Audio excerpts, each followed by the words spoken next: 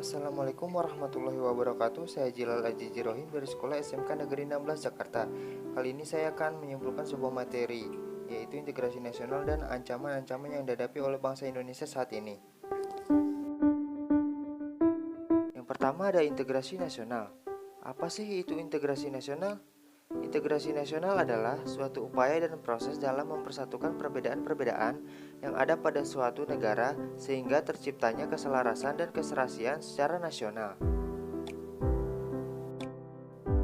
Dalam pelaksanaannya, ini tuh kewajiban siapa sih? Integrasi nasional ini merupakan kewajiban semua warga negara, baik dari pemerintah maupun masyarakat.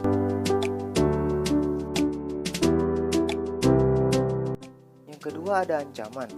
Nah, ancaman apa sajakah itu? Ancamannya itu ada 1. Ideologi, 2. Politik, 3. Ekonomi, 4. Sosial budaya, dan kelima ketahanan dan keamanan. Mari kita bahas satu persatu. Yang pertama ancaman ideologi. Ancaman ideologi ini bisa berasal dari luar negeri maupun dari dalam negeri. Ancaman dari luar negeri ini biasanya berupa adanya kesalahpahaman antar negara, adanya adu domba antar negara, dan lain-lain. Contoh dari dalam negeri, adanya rasa tidak saling menghargai dan rasa tidak saling toleransi. Bagaimanakah cara mengatasi masalah ideologi ini?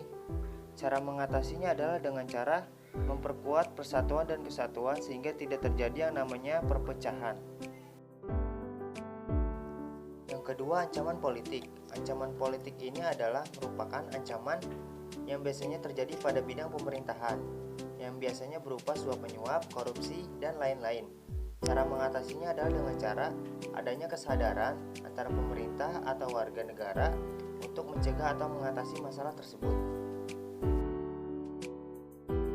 Yang ketiga, ancaman ekonomi.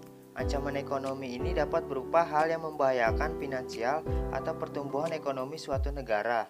Dan cara mengatasinya adalah dengan cara memproduksi barang-barang berkualitas sehingga penjualan pun meningkat dan cintai produk dalam negeri itu sendiri.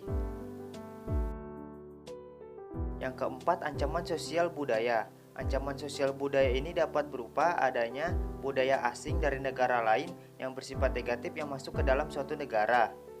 Cara mengatasinya itu adalah dengan cara menyaring budaya-budaya yang masuk dan cintai budaya negara sendiri. Yang kelima, ancaman pertahanan dan keamanan.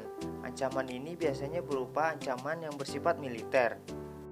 Dan cara mengatasinya itu adalah dengan cara memperkuat pertahanan dan keamanan negara itu sendiri.